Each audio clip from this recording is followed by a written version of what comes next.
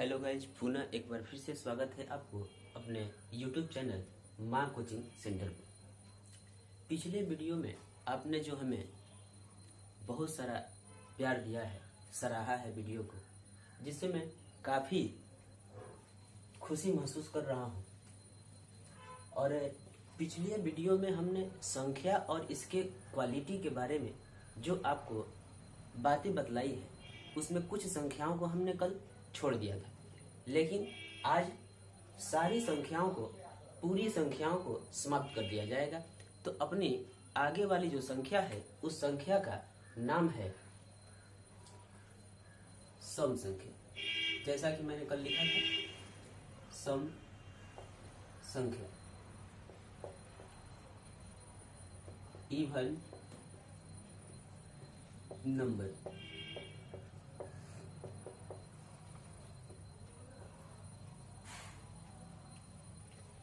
पिछले वीडियो के बारे में कुछ लोगों ने एक शिकायत की है कि आवाज़ बढ़िया नहीं आ रहा है, थोड़ा कम आ रहा है। तो मैं कुछ टेक्निकल प्रॉब्लम था, उसको दूर कर दिया हूँ। अब जो है आवाज़ क्लियर आएगा। अगर नहीं आएगा तो फिर से कमेंट बॉक्स में करके मुझे बताइएगा। तो देखेंगे सम संख्या की क्वालिटी क्या है, क्या कहती है सम संख्या। तो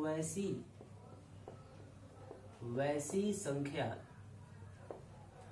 जो 2 से पूरी तरह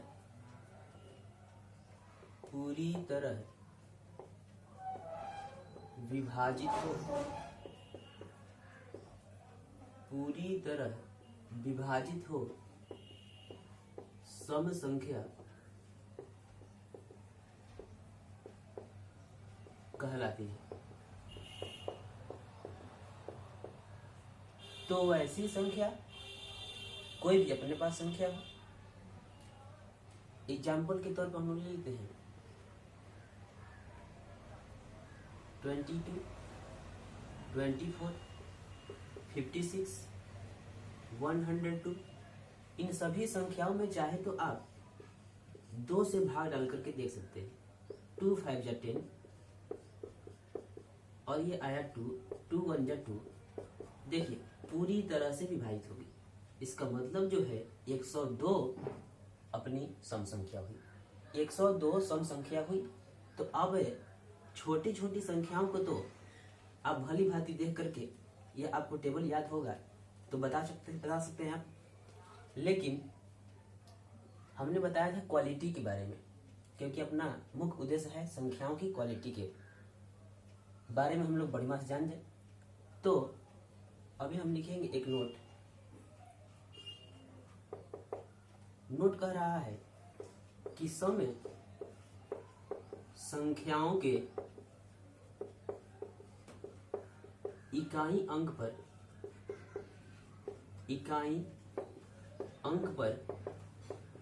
0, 2, 4, 6, 8 में से कोई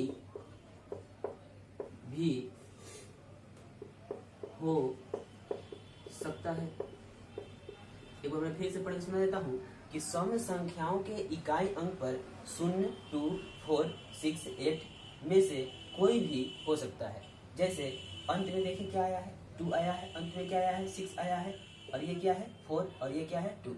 जैसे हम लोग गिनते थे, जैसे लिख दिया हम लोग को 964, वंस टेंस 100, इकाई दहाई सैकड़े, यानी कि इकाई वाली अंक पर अपनी कौन सी संख्या है, 4। तो 4 है तो कैसी संख्या हो जाएगी, सम संख्या हो जाएगी। इसका मतलब जो है कि अब आपको भागा भी लगा करके, 2 से भागा भी लगाना नहीं पड़ेगा, और आप फटाक से बता देंगे कि दी गई संख्या जो है सम संख्या है। एक और इम्पोर्टेंट बात इसमें है, नोट नंबर 2 में चलूंगा। ये नोट नंबर फर्स्ट आप लिख लेंगे। नोट नंबर 2 कह रहा है कि सम संख्या जो है, सम संख्या जो है, सम संख्याओं का रूप जो है 2n के सम संख्याएं सम संख्याएं 2n के रूप की होती है। ये 2n क्या बता रहा है, तो मैं आपको बहुत बढ़िया से इसको बता देता हूँ। 2n क्या है, हियर मैं लिखूंगा एक बार, here n equal to natural number, यानी कि जो n का मान है कोई भी अपनी प्राकृत संख्या होगी, और प्राकृत संख्या को मैं भली भांति पिछले वीडियो में बता चुका हूँ। चाहे तो आप वीडियो के लिंक को क्लिक करके और हमारे प्ले लिस्ट में इसको देख सकते हैं। n बराबर नेचुरल नंबर है, जैसे कि मैं आपको संतुष्ट करा देता हूं कि 2n के रूप का होता है या नहीं। जैसे एग्जाम्पल के तौर पे हमने ले लिया n इक्वल टू 1 2 3 4 5। अब सब पे मैं इसको वेरीफाई करके आपको दिखा देता हूँ। 2n लिखा हुआ है, मतलब 2 गुना n, 2n मतलब 2 गुना n, तो मैं 2 गुना n के जगह पे इसमें से कोई भी रख लेता हूँ। 1 रख लिया तो 2, भाई 2 1 2, तो 2 जो है कैसी संख्या है, तो इकाई अंक पे 2 है, तो 2 है तो कैसे होगी, सब होगी। दूसरी बात है 2 इंटू n, यानी कि 2 इंटू n की जगह पे अब की बार हमने 2 को पकड़ लिया है, तो 2 2 जा 4, यानी कि ये जो संख्या है 4 कैसी संख्या है, तो सम संख्या होगी। अब हमें कुछ तीसरी बड़ी वाली संख्या को 2n, यानी कि 2 इंटू n के मान को हम लोग 5 रख के देख लेते हैं, तो 2 5 जा 10, तो देखिए ना अंत में शून्य आ गया, शून्य आ गया है। इसका मतलब जो है दी गई संख्या सम संख्या ही होगी। आशा करता हूं कि पूरी बातों को आप बढ़िया से नोट कर रहे होंगे, समझ रहे होंगे। अगर नहीं नोट कर पा रहे होंगे तो एक बार बढ़िया से नोट कर लीजिए, और मैं थोड़ा सा साइड में हो जाता हूँ, और चाहे तो एक स्क्रीनशॉट भी ले सकते हैं इसको।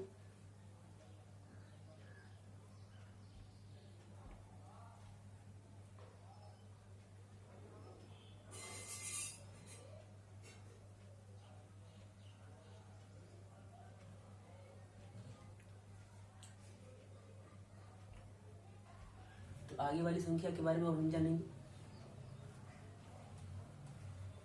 आगे वाली संख्या अपनी कौन सी,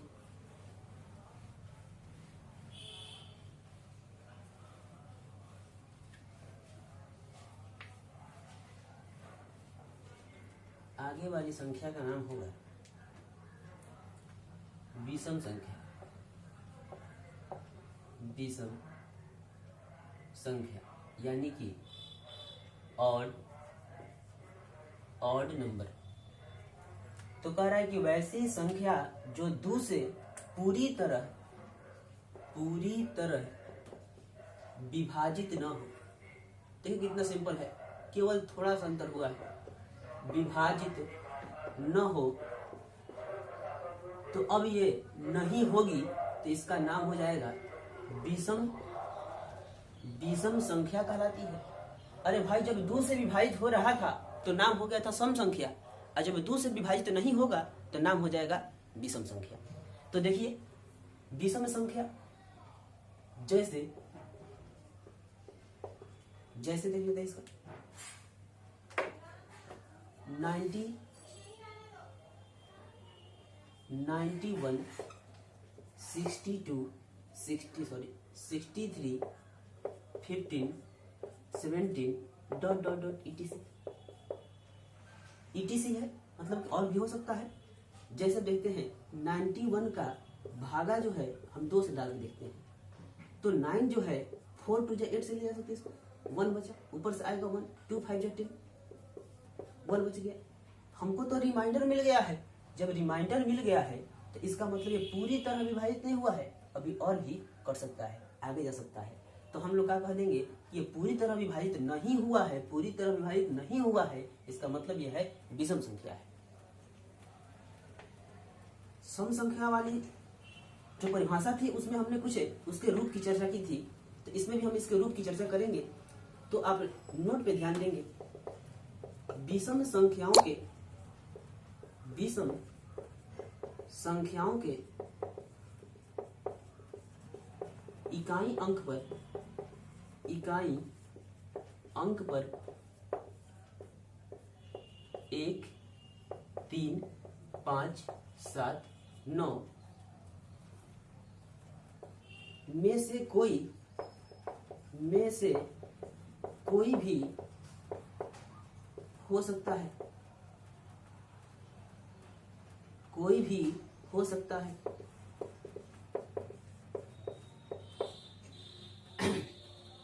कह रहा है कि विषम संख्या जो है उसका पहले वाली यानी कि इकाई अंक पे, शुरुआती में इकाई जैसे हमने बताया था कि यानी कि इकाई अंक पे 1 3 5 7 9 में से कोई भी हो सकता है। तो देखिए तो इकाई अंक पे 7 यही में का तो है, इकाई अंक पे 5 इसी में का है, और इकाई अंक पे 3 इसी में का है, और इकाई अंक पे 1 इसी में का है। इसका मतलब जी दी गई जो संख्या है पूर्ण रूप से विषम संख्या हो गई है। अब आपको भाग लगाने की जरूरत नहीं है।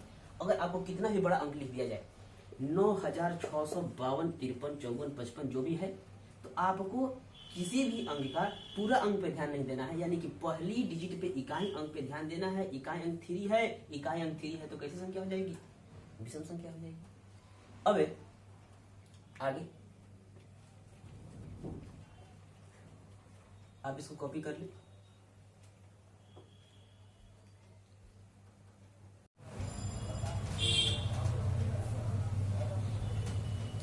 तो अपनी अगली जो संख्या है उसका हमने नाम भी दिया है अभाज्य संख्या यानी कि प्राइम नंबर। तो देखते हैं प्राइम नंबर के बारे में। देखिए प्राइम नंबर और इसके बाद आने वाली जो संख्या है यानी कि कंपोजिट नंबर, दोनों का अध्ययन जो है आप बहुत बढ़िया से करें ताकि आपको दोनों का कंपेयरिंग जो है, अंतर जो है समझ में आ जाए। जब अंतर समझ में आ जाएगा तो दोनों संख्याएं क्लियर हो जाएगी। तो मैं अभी लिखूंगा अभाज्य संख्या वैसी संख्या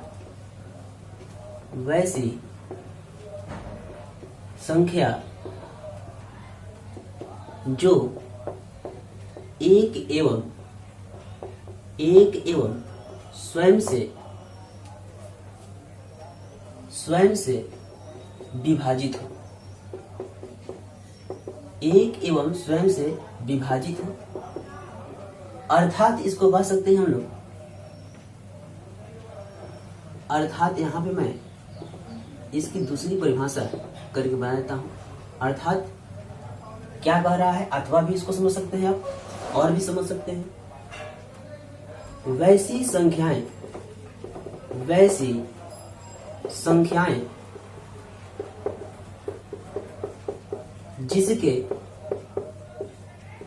जिसके मात्र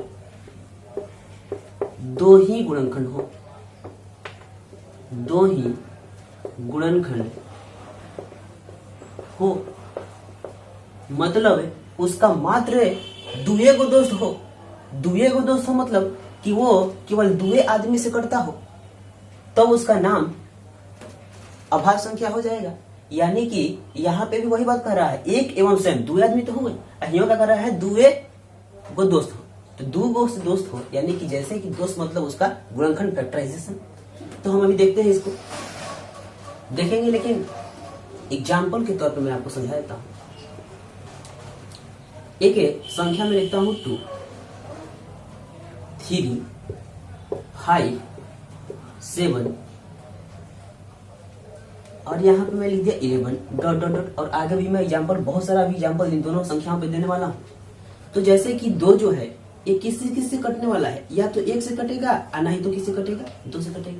तो इसके मात्र 2 ही गुणनखंड हुए, इसका मतलब जो है 2 सबसे छोटी अभाज्य संख्या हुई। उसके आगे 3 1 से डिवाइड होगा या तो 3 से डिवाइड होगा, यानी कि 1 और 3 इसके मात्र 2 ही दोस्त हैं। तो ये जो है अभाज्य संख्या हुई। और ये 5 की बात करते हैं तो या तो 1 से कटेगा और नहीं तो फिर 5 से कटेगा, तो ये भी अभाज्य संख्या हुई। ये 7 जो है या तो 1 से कटेगा और नहीं तो 7 से विभाजित होगा, तो इसके भी 2 गुणनखंड हुए, इसका मतलब 7 भी जो है अभाज्य संख्या हुई। 11 से पूछते हैं तो 11 या तो 1 से कटेगा और नहीं तो 11 से कटेगा, इसके भी 2 गुणनखंड हुए, इसका मतलब जो है ये भी अभाज्य संख्याएं हैं। इसी प्रकार आने वाली अन्य संख्याओं की चर्चा जो है आप फैक्टराइज निकाल करके इसको कर सकते हैं। तो फैक्टराइजेशन तो आपको बिल्कुल बढ़िया तरह से आता होगा क्योंकि आपको टेबल भी याद है। तो अब हम इसको रफ करेंगे, अब हम इसको रफ करने वाले हैं।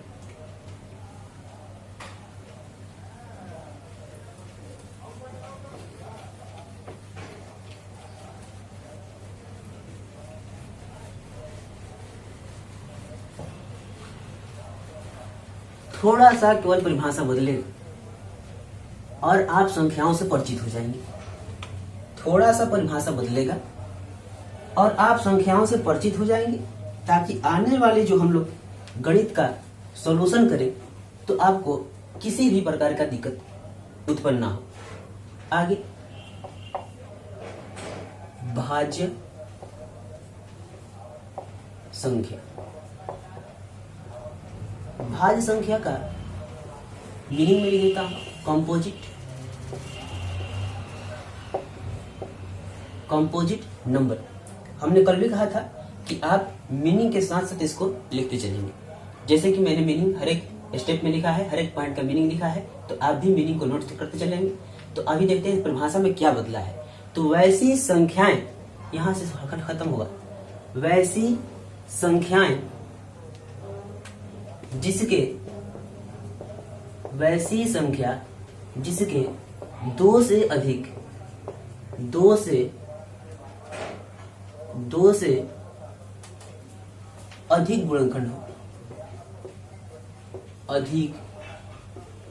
गुणनखंड हो,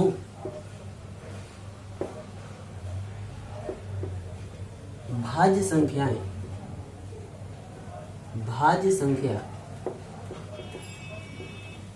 कहलाती है। भाज्य संख्या कहलाती है। जैसे वहां पे मात्र दुएगो दोष था, दुएगो गुणनखंड था, लेकिन यहाँ पे दो से बेसी चाहिए, दो से बेसी चाहिए। तो देखते हैं कैसे दो से बेसी चाहिए। जैसे 4, 6, 8, 10, इसमें हम 9 को भी लेंगे। 9, 10, 12 डॉट डॉट डॉट डॉट छोड़ देता। अब आप देखें दो से बेसी दोस्त कैसे होता है। पूछिए ना 4 से कि भाई तुम किस किस से कटते हो, तुमको कौन कौन सा पहाड़ा जो है कटा देगा, यानी कि कौन कौन से आदमी से तुम कटोगे। तो 1 से बोलेगा, 2 से बोलेगा और 4 से बोलेगा। तो देखिए, तो 2 से बेसी गुणनखंड नहीं हो गया। 2 से बेसी गुणनखंड हो गया तो इसका नाम जो है भाज्य संख्या हो जाएगा। काहे कि परिभाषा कर रहा है 2 से बेसी गुणनखंड चाहिए। 6 से पूछे किस किस से कटोगे, तो ये बोलेगा कि मैं तो 1 से भी कट जाऊंगा, 2 से भी कट जाऊंगा और साथ में 3 से भी कट जाऊंगा और 6 से भी कट जाऊंगा। अरे भाई, इसके दोस्त की संख्या बढ़ रही है, 2 से बेसी हो गया। 2 से बेसी हो गया तो इसका नाम जो है हो जाएगा अभाज्य की भाज्य। अब 8 से पूछते हैं तुम्हारा भी 2 से बेसी दोस्त है क्या। 2 से बेसी दोस्त है तो तुम्हारा भी नाम हम लोग भाज्य रखेंगे। तो ये बोलता है 1 से भी कटूंगा, 2 से भी कटूंगा, 4 से भी कटूंगा और 8 से भी कटूंगा। 2 से बेसी दोस्त हो गया। 2 से बेसी दोस्त हो गया तो इसका नाम क्या हो जाएगा, अभाज्य नहीं जी, भाज्य नाम हो जाएगा, भाज्य। एक बार फिर से दिखा देता हूँ। 12 को देखो, 12 से पूछिए 1 से कटूंगा, 2 से भी कटूंगा, 3 से भी कटेगा और ये 6 से भी कटेगा और 12 से भी कटेगा। अरे भाई, 2 से बेसी दोस्त हो गया ना, 1, 2, 3, 4, 5, 2 से बेसी गुणनखंड हो गए हैं तो इसका नाम भाज्य संख्या होगा। कुछ दिक्कत तो नहीं होना चाहिए। अब देखते हैं आगे। चाहे तो मैं रफ करने वाला हूं। अब आप चाहें तो इसको कॉपी कर सकते हैं, कॉपी करें। तब तक मैं इसको साफ कर लेता हूं। अब इसकी क्वालिटी जो देखिएगा आगे क्या होने वाली है, अगर आपको समझ में आया होगा इसकी क्वालिटी को मैं बिल्कुल आपके दिमाग में उतार दूंगा, बिल्कुल दिमाग में उतार दूंगा कि क्या क्वालिटी होती है। परिभाषा तो याद है, लेकिन कोई पूछ दिया छोटी छोटी बातें इन संख्याओं से रिलेटेड तो आप घबरा जाते हैं, लेकिन आज के बाद नहीं घबराइएगा। देखिए क्या है बात। हमने दोनों उदाहरण लिखा है, भाज्य संख्या का भी उदाहरण लिखा और अभाज्य संख्या का भी उदाहरण लिखा है, लेकिन उस उदाहरण में हमने एक को छोड़ करके लिखा है, एक को हमने सम्मिलित नहीं किया है। तो देखिए कहा नहीं सम्मिलित किए थे, तो यहाँ पे एक नोट लिखिएगा। नोट है, नोट कह रहा है कि एक न तो भाज्य संख्या है, भाज्य संख्या है और न ही अभाज्य संख्या है। एक ना तो भाज्य संख्या है और न ही अभाज्य संख्या है।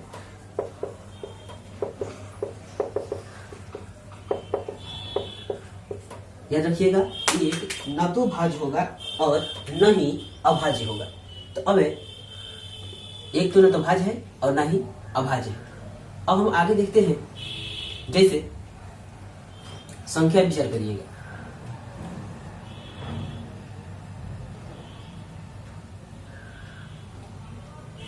दो, तीन, एक को तो लेना नहीं है, 4, 5, 6, 7, 8, 9, 10, इतना ही तक आप समझें। और इसके बाद आप जब समझ जाइएगा तो आप जितना मन उतना चाहे तक संख्याओं का उदाहरण पेश कर सकते हैं किसी के सामने। तो अब हम पूछेंगे कि दो जो है किस किस से कटने वाला है। एक बार रिपीट करके दिखाता हूँ। एक से कटेगा और नहीं तो दो से कटेगा। कई गुणनखंड हुआ? दुए। जब खाली दो का गुणनखंड होगा तो उसका नाम अभाज्य होना चाहिए। इसे पूछते हैं एक या तो तीन, इसका भी दुएगो, इसका मतलब ये भी जो है अभाज्य संख्या ही है। 4, 1, 2 और ये 4 से भी कटेगा। हो गया खेला। खेला क्या हो गया है कि यहाँ तक तो दुएगो दोस्त मिला था, लेकिन यहाँ पे जो है 1, 2, 4 यानी कि इसके 1, 2, 3 गो दोस्त हो गया है। 3 गो दोस्त यानी कि परिभाषा कह रहा है कि दो से बेसी, दो से अधिक गुणनखंड हो जाएगा तो इसका नाम क्या हो जाएगा? भाज्य संख्या नाम हो जाएगा। 5 से पूछिए तो 1 से कटेगा, नहीं तो 5 से कटेगा। 6 से पूछिए 1 से कटेगा, 2 से भी कटेगा, 3 से भी कटेगा, 6 से कटेगा। आ गया ना मजा? मजा आ गया है कि 1, 2, 3, 4 यानी कि इसके 4 गो गुणनखंड हो गए, 2 से अधिक गुणनखंड हो गए तो इसका नाम जो है क्या हो जाएगा? क्या होगा इसका नाम? इसका नाम हो जाएगा भाज्य संख्या। 7 से पूछते हैं 1 या तो 7। 8 से पूछिए तो 1, 2, 4 और 8 यानी कि इसके 2 से अधिक गुणनखंड हुए तो 8 भी अपनी भाज्य संख्या के अंतर्गत ही आएगी। 1, 3, 9, इसके भी 2 से अधिक गुणनखंड हुए तो इसका भी नाम क्या हो जाएगा? भाज्य संख्या। तो देखिए पहली जो है, यहाँ पे पहली जो है, यहाँ से आते हैं, यहाँ पे पहली विषम जो है अभाज्य है। 9 कैसी संख्या है? 2 से कटेगा क्या? नहीं कटेगा। तो 2 से नहीं कटेगा तो इसका पहला काम तो हुआ कि ये विषम संख्या का क्वालिटी भी दिखा रहा है। विषम संख्या तो है और साथ में कैसी संख्या है? भाज्य संख्या भी है। विषम है, भाज्य है। यहाँ पे देखिए सम संख्या है लेकिन कैसी है? भाज्य के भाज्य। सम संख्या तो है लेकिन 2 को खाली गुणन करने से इसका नाम भाज्य हो जाएगा। तो यहाँ पे हम लोग इसका नाम क्या कह देंगे? अभाज्य। ये क्या है? अभाज्य और ये क्या है? भाज्य। तो आपको एक चीज बिल्कुल बहुत बढ़िया तरह से याद होना चाहिए कि 2 जो है सबसे छोटी अभाज्य संख्या है। 2 सबसे छोटी अभाज्य संख्या है। यहाँ आते हैं, 3 भी तो है लेकिन आगे देखते हैं 4 के बारे में। 4 जो है सबसे छोटी भाज्य संख्या है। नोट में लिख लेंगे, नोट। 2 सबसे छोटी अभाज्य संख्या है। इसको हम लोग सम अभाज्य भी कह सकते हैं ना का? सम और कैसा? अभाज्य। सम अभाज्य नहीं लिखा हूं लेकिन खाली हम अभी अभाज्य ही लिखे हैं क्योंकि हमने भाज्य अभाज्य का ठिका लिया हुआ आपसे। भाज्य अभाज्य समझाने का हमने जो आपसे वादा किया था, 2 सबसे छोटी अभाज्य संख्या है तथा 4 सबसे छोटी भाज्य संख्या है। क्लियर है? 2 सबसे छोटी कैसी संख्या? अभाज्य संख्या, जबकि 4 जो है सबसे छोटी भाज्य संख्या होगी।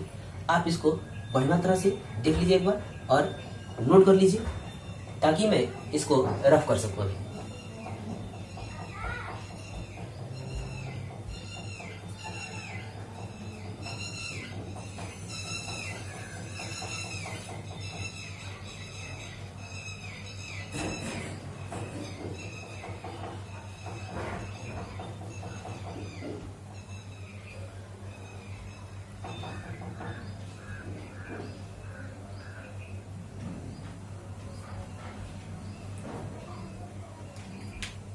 अगर नीचे देखने में प्रॉब्लम होगा तो मैं इस बात को एक बार यहाँ पे भी रिपीट कर देता हूँ, यहाँ पे भी रिपीट कर देता हूँ ताकि आप भूले ना।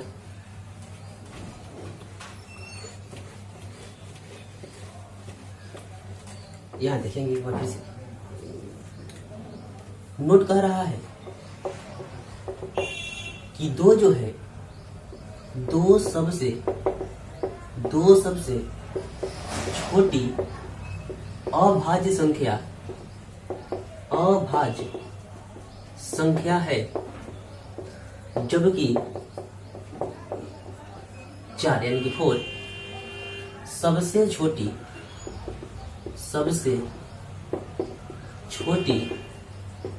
भाज्य संख्या है।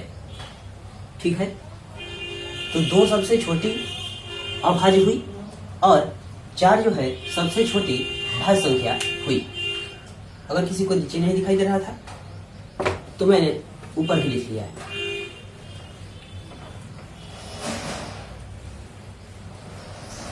बड़ा इंपॉर्टेंट बात है ये, इसको तो जरूर नोट करना चाहिए।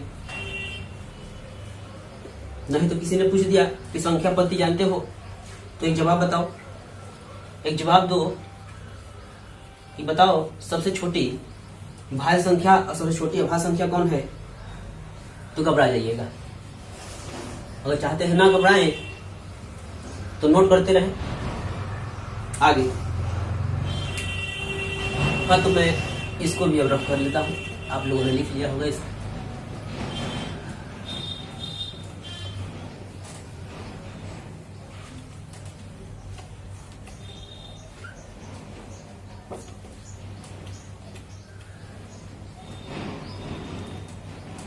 अब हमें अगले दिन से 9th और 10th का अलग अलग चैप्टर वाइज सॉल्यूशन करेंगे, क्योंकि हमने लगभग सारी संख्याओं को समाप्त कर लिया है।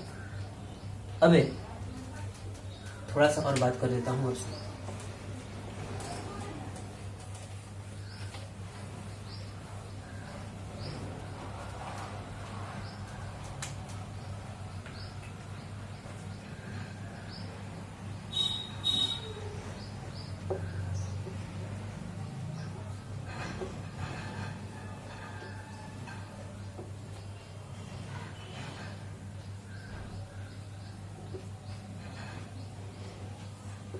भिन्न फ्रैक्शन,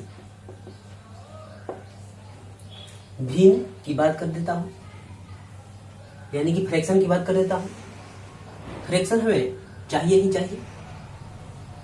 अभी आपने तुरंत, यानी कि तुरंत कहने का मतलब है पिछले वीडियो में आपने पढ़ा था परिमेय संख्या। तो परिमेय संख्या की परिभाषा को हम एक बार फिर से रिपीट कर देता हूं। वैसी दो संख्याएं जिन्हें हम P बटा Q के रूप में सजा सकते हैं परिमेय संख्या कहलाती थी, लेकिन Q ने शर्त लगा दिया था। Q ने शर्त लगा दिया था कि नीचे यानी कि हर जो है कभी हम लोग यानी कि डिनोमिनेटर कभी भी हम लोग को शून्य नहीं लिखना था। तो फ्रैक्शन भी वही है। A number is written by in form of P by Q where Q is equal to not 0, यानी कि फ्रैक्शन भी वही कहेगा कि P बटा Q के रूप में लिखिएगा तो वो जो संख्या है फ्रैक्शन कहलाएगी, और इसके नीचे भी Q यानी कि नीचे Q वाला जो है हर डिनोमिनेटर शून्य नहीं होना चाहिए। तो हम इसको कहेंगे हम लोग कि फ्रैक्शन को हम लोग P बटा Q यानी कि अंश बटे में हर के रूप में लिख सकते हैं। क्या? अंश बटे में हर, नोमिनेटर बटा में डिनोमिनेटर। तो अगर आपको पहले से पता नहीं है कि फ्रैक्शन कितने तरह के होते हैं तो यहाँ पे फ्रैक्शन के क्वालिटी देखिए। फ्रैक्शन की क्वालिटी कितने इसके टाइप्स हैं, कितने प्रकार के होते हैं, ये देखिए।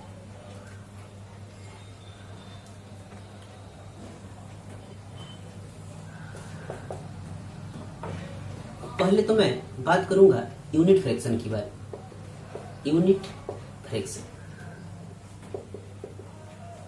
दूसरी बात मैं करने वाला हूं प्रॉपर फ्रैक्शन। अगली बात हो जाएगी इम्प्रॉपर फ्रैक्शन।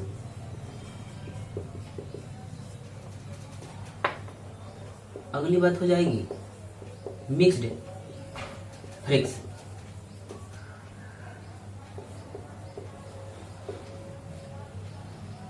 थोड़ा सा धैर्य रखना पड़ेगा कि हमें तो पढ़ना है 10 क्लास का, बता रहे हैं छोटा क्लास का, तो भाई बताऊंगा, क्योंकि 10 और 9 क्लास में जो है आपको परिमेय संख्या निकालने के आएगा, तो परिमेय संख्या निकालने आएगा तो भिन्न लीजिएगा, और भिन्न के बीच, दो भिन्नों के बीच, दो संख्याओं के बीच आपको परिमेय संख्या निकालना होगा। तो परिमेय संख्या समझिए, और परिमेय संख्या समझने और निकालने के लिए आपको भिन्न से अवगत होना पड़ेगा। तो भिन्न से अवगत हो जाए, देखेंगे ये बोल रहा है, पहले मैं इसको अलग अलग कर लेता हूं। यहां पे देखेंगे इफ है, ये जो p यानी कि अंश है, नोमिनेटर, इफ है p इक्वल टू 1, यानी कि जब ऊपर वाली आदमी यानी कि ऊपर वाली संख्या आपको 1 मिलेगी और नीचे वाली कोई भी हो सकती है, तो आपको परिमेय संख्या का नाम यानी कि उस भिन्न का नाम यूनिट फ्रैक्शन रखना होगा। जैसे एग्जाम्पल के रूप 1/6, 1/2, 1/5, यानी कि जितना भी अंश है, जितने भी न्यूमरेटर हैं, आपको 1 मिलेंगे। जब 1 मिलेंगे तो उस संख्या का नाम जो है, उसे भिन्न का नाम जो है कैसा भिन्न होगा? इकाई भिन्न, यानी कि यूनिट फ्रैक्शन। अगला होगा प्रॉपर फ्रैक्शन। प्रॉपर फ्रैक्शन क्या है? What is proper fraction? तो देखते हैं प्रॉपर फ्रैक्शन क्या बोल रहा है। कह रहा है इफ है पी और क्यू में संबंध दिखाएंगे हम यहाँ पे पूरा परिभाषा में, पूरे को समझाने में इस पी और क्यू का हम लोग यानी कि अंश और हर का इस्तेमाल करेंगे। इफ है P is smaller than Q, याद है ना चिन्ह को याद रखना होगा, क्योंकि हमने इस पूर्णांक संख्या में इसको अवगत करा दिया था। इफ है P is smaller than Q, यानी कि पी जो है, यानी कि ऊपर वाला आदमी जो है नीचे वाला आदमी से छोटा होना चाहिए। ऊपर वाला आदमी नीचे वाला आदमी से छोटा होना चाहिए। जैसे एग्जाम्पल के लिए 2/5, देखिए तो ऊपर वाला 2, नीचे वाला 5, यानी कि ऊपर वाला नीचे वाला से छोटा है, ऊपर वाला नीचे वाला से छोटा है, इसका मतलब इसका नाम प्रॉपर फ्रैक्शन हो जाएगा। आप चाहे तो किसी भी संख्या का इस्तेमाल कर सकते हैं। 5/7, यानी कि 5 छोटा और 7 बड़ा, p छोटा और q बड़ा। तो p छोटा और q बड़ा, यानी कि अंश छोटा और हर बड़ा होगा, तो हम लोग कहेंगे उसका नाम प्रॉपर फ्रैक्शन। आते हैं आगे इम्प्रॉपर फ्रैक्शन। इफ है q बड़ा होगा, p बड़ा होगा q से, यानी कि इफ है numerator is greater than denominator. If है numerator is greater than denominator, यानी कि अंश जो है हर से बड़ा होना चाहिए। ऊपर वाला अब बढ़ चाहिए, इसका उल्टा ऊपर वाला बढ़ चाहिए। जैसे एग्जाम्पल आप भी लिख सकते हैं, 7/3, 4/3, 8/5, यानी कि 7/3, 4/3 और 8/5 जितने भी आप उदाहरण को देख रहे हैं, नीचे वाली संख्या को ऊपर वाली संख्या से छोटी ही पाएंगे। जब नीचे वाली छोट और ऊपर वाली बड़ होगी, यानी कि नीचे वाली कहने का अर्थ है हर का और ऊपर वाली कहने का अर्थ है अंश। Mixed fraction. If a fraction written as form of, यहाँ पे कुछ भी डाल सकते हैं, m p/q। What is m? तो m कुछ नहीं, m मतलब संख्या है। m है यहाँ किसी को दर्शा नहीं रहा है कि हम कुछ और हैं, m है केवल संख्या को दर्शा रहा है। तो आप किसी भी संख्या को इतना तक तो लिखते ही थे p/q के रूप में। अब यहाँ पे कुछ और डाल दीजिए, तो 3 मिक्स 1/2 ऐसे पढ़ना।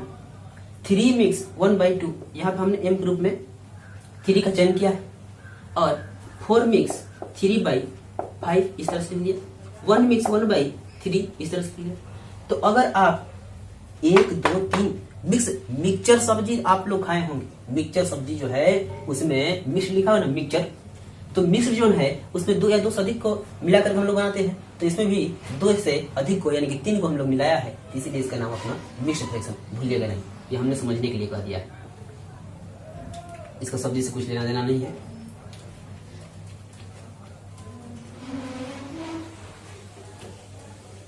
तो इसको आप नोट कर लीजिए दोस्तों।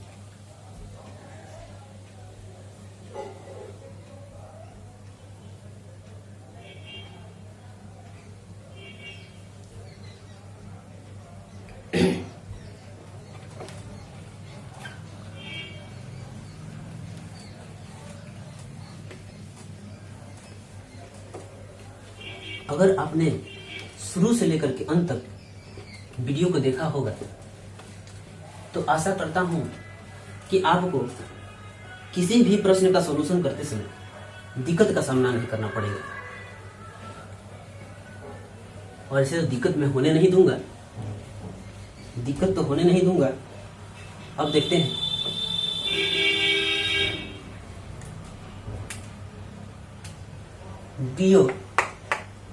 इस वीडियो को मैं ज्यादा लंबा नहीं करना चाहता हूं। अब मैं कल के लिए एक बात कह देता हूं। कल हम लोग एक वीडियो जो है क्लास 10th का फर्स्ट चैप्टर चालू करेंगे और दूसरा वीडियो जो है क्लास 9th का एक वीडियो डालेंगे। यानी कि आपके पास 2 वीडियो जाएंगे, एक क्लास 10th के लिए और एक क्लास 9th के लिए। उसमें हमने पहला पार्ट संख्या पद्धति से शुरू करना है और दूसरा पार्ट जो है इसमें भी संख्या पद्धति से ही शुरू करना है। क्लास 9 का भी पहला पार्ट संख्या पद्धति ही है और दूसरा क्लास 10 का जो है पहला पार्ट भी संख्या पद्धति है। तो हम लोग कल संख्या पद्धति को समझने के लिए उसमें कौन कौन सी और क्वालिटी पढ़नी है, तो पहले हम लोग 5 या 10 मिनट तक उसके थ्योरी पे चर्चा करेंगे। अगर आपने थ्योरी को बहुत बढ़िया से समझ लिया है तो आपको उदाहरण से लेकर के पाठ के एक ही एक क्वेश्चन आपको बढ़िया समझ में आएगा। अगर नहीं समझ में आएगा तो मैं क्वेश्चन बाय क्वेश्चन आपको बताऊंगा। तो मिलते हैं कल। अगर वीडियो अच्छा लगा हो तो एक लाइक की उम्मीद, एक शेयर का उम्मीद और एक सब्सक्राइब का उम्मीद आपसे जरूर करूंगा।